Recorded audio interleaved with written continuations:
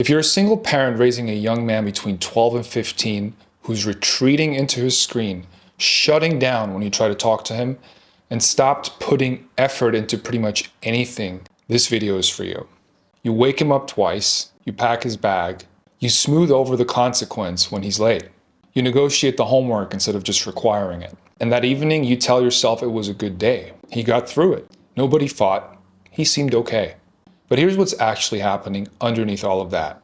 Every time you step in, every time you absorb the friction, you're quietly teaching him that difficulty is optional, that pressure can be talked away, that someone will handle it if things get hard enough.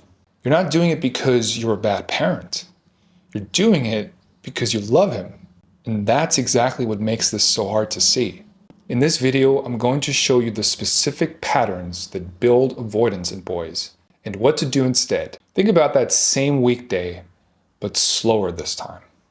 It's morning, he's slow to get up, a little resistant, so you speed things up. You remind him twice, maybe you check his bag, make sure nothing's missing. He leaves without having to solve anything himself. No real tension, no real consequence, and that feels like the win. He got out the door, you helped, done. Then in the afternoon, he's back. No real responsibilities waiting for him, nothing expected. So he drifts to his room, to his screen, to whatever is comfortable. You don't push it because he's had a long day. And you don't want to be on his case every single minute. Now it's evening and something small comes up. Homework, a task around the house, he resists. And you reasonably negotiate. Do you want to do it now or later? Can we just get this done quickly? And he kind of half commits and it kind of half gets done. And the evening moves on. Now, nothing in that day looks extreme. None of it looks like a mistake. But what was missing in that entire day is friction, real friction. The kind where he's the one who has to figure something out, do something uncomfortable on his own. And without that, there's just nothing there that forces him to grow. This is how avoidance is built. Not through one big failure or through some dramatic event, but through hundreds, probably thousands of small moments where life gets a little easier than it should. And the nervous system learns very efficiently that difficulty is optional, that pressure can be negotiated away, that someone will step in if things get hard enough. That's the mechanism. And once it's in place, it doesn't just affect his homework or his chores. It starts shaping how he approaches everything, from friendships to challenges and his own potential. This can be observed in teen men everywhere. The thing is, the avoidance rarely comes from nowhere. When you see a kid who won't try anything, who quits at the first sign of difficulty, who's basically married to his screen, and you trace it back, you can rest assured there's a history there of a life that was, in some genuinely well-intentioned way, made too smooth. And then layer on top of that what's happening with screens. Because this part, I think, is where a lot of parents are already losing the battle without realizing it. When a teen man is spending 6, 7, 8 hours a day in digital environments, gaming, scrolling, whatever it is, his brain is getting trained on instant rewards. He does something, he gets feedback immediately.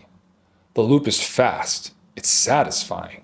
And real life, by comparison, starts to feel slow, unrewarding, kind of pointless. So when reality shows up, and it always does, it feels overwhelming rather than familiar. And he retreats back to what's easy, obviously. Not because he's lazy in some fixed dispositional way, but because the gap between what he's been trained to expect and what reality actually delivers has become too wide to bridge comfortably. Bridge discomfort comfortably, as it were. Funny how that works. The parents who step in and limit that, who require him to spend time in environments that are slower and more demanding, those parents get pushback, sometimes a lot of it, but they're doing him the actual favor. So what does it look like to get this right? The goal is not to make his life hard for the sake of it. It's not suffering or deprivation. It is what I would call structured difficulty, the kind where something real is expected of him, and he's capable of meeting it. And he knows both of those things. Concretely, let reality teach him. When there's a natural consequence available, let it land. Don't absorb it. Don't smooth it over. The dirty clothes that don't get washed, the project that doesn't get done, the relationship that gets strained because he wasn't accountable. Those are the moments the lesson actually sticks, not the lecture afterwards. The consequence itself. You should require contribution. He should matter in the household. That's not punishment, it's dignity. A teen man who has genuine responsibilities, who knows that things don't run properly without his involvement, develops a different relationship with effort than one who's basically a passenger in his own home. And put him in environments where he has to rise. This is key. This could be sports where the coach has real expectations, or work, even if informal, or social situations that you don't engineer for him. Places where the adults involved are not his parents and are not trying to manage his feelings. Those environments do something a comfortable home simply cannot. Here's the thing I want you to sit with, because I think it's the core of all of this. The more you try to protect your son from struggle, the more fragile he becomes in the face of it.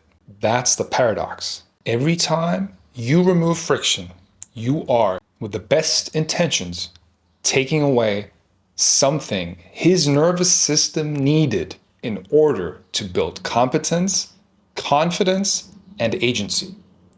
And the world he's growing into will not adjust itself to him. It doesn't care that he's sensitive, or that he's had a rough week, or that he's still figuring things out. At some point, reality just shows up.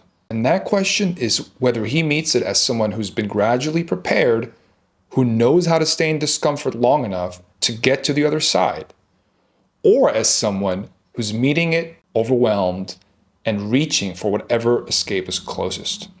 That's what's actually at stake in those small daily moments. Not the bag, not the chores, not the awkward conversation at the family gathering. His life's trajectory is at stake. If you're watching this and thinking, okay, but my son is already there. He's already deep in avoidance, already lost to his screen, and I'm doing this alone and I don't even know where to start. That's exactly what I break down in the next video. What's actually happening neurologically and what the first practical steps look like to start getting him back. Drop a comment if this landed for you. It helps me understand what's worth going deeper on.